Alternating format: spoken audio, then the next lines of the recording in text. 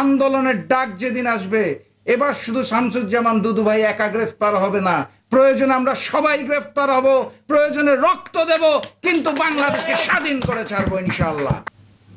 যার নাম হচ্ছে দেশ বাঁচাও মানুষ বাঁচাও আন্দোলন। দেশ বাঁচাও মানুষ বাঁচাও এই মুহূর্তে আমাদের জাতীয় স্লোগান।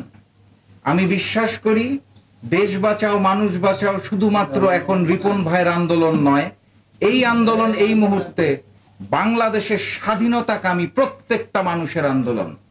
কারণ বাংলাদেশ যেই দেশে বসে আজকে ইফতারের অপেক্ষায় আমরা রয়েছি, সেই দেশটি আর স্বাধীন সার্বভৌম নয়। আমরা এই মুহূর্তে একটি ভারতের করদ রাজ্যে বসবাস করছি।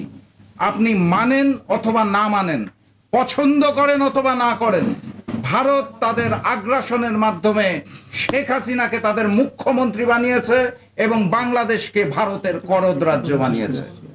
সেই বাংলাদেশে বসে আমরা সীমান্তে লাশ দেখতে পাই, ভারত আমাদের উপহার পাঠায়। সেই বাংলাদেশে বসে আমরা গরুর মাংস খাওয়ার ব্যাপারে নিষেধাজ্ঞা পাই। সেই বাংলাদেশে বসে ইফতার মাহফিল আয়োজন করতে দেওয়া হয় না, ব্যঙ্গাত্মকভাবে বলা হয় খেজুরের বদলে বড়ই খান, এবং বাংলাদেশের কুরআন শিক্ষা বন্ধ করে মুসলমানদের আটকে রেখে হিন্দুত্ববাদ প্রতিষ্ঠার চেষ্টা করা হয়। সেই বাংলাদেশে, ভারতের করদ রাজ্য বাংলাদেশে আমরা এভাবে করে চুপ করে বসে থাকতে পারি না।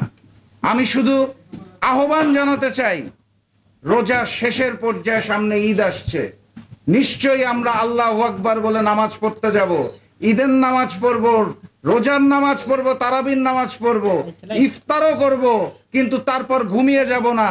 ঈদের পরদিন থেকে যেদিন আহ্বান আসবে, ইনশাআল্লাহ যুগপথের মাধ্যমে বাংলাদেশে যে কটি দল আছে সবাই রাজপথে নামবো এবং ফ্যাসিস্ট শেখ হাসিনাকে ভারতে পাঠিয়ে বাংলাদেশকে করদ রাজ্য থেকে স্বাধীন এবং সার্বভৌম বাংলাদেশে পরিণত করব। আন্দোলনের ডাক যেদিন আসবে, এবার শুধু শামসুজ্জামান দুদু ভাই একা গ্রেফতার হবে না, প্রয়োজনে আমরা সবাই গ্রেফতার হব, প্রয়োজনে রক্ত দেব, কিন্তু বাংলাদেশকে স্বাধীন করে ছাড়বো ইনশাআল্লাহ। বিজয়ের পথে যাত্রা শুরু, জীবন অথবা মৃত্যু। আসসালামু আলাইকুম।